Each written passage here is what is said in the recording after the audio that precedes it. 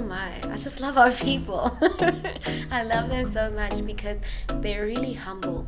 They are humble, they're welcoming. What I love most about Botswana is we are a very diverse nation. We have the desert, we have the delta, we have it all.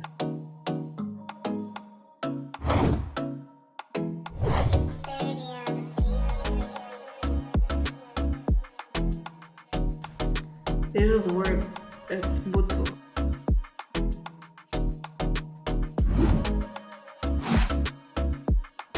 I think Buto, which is, I feel when you say Buto is basically the epitome of the human experience. The tourism is amazing. I love that about it. And even the people, so many talents, a lot of crafts.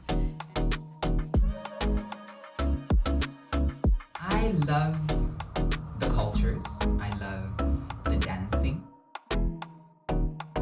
We are winning, and I'm proud of us. And finally, I think in the next few years, Botswana will be on the lips of everyone in the world. I mean, yeah.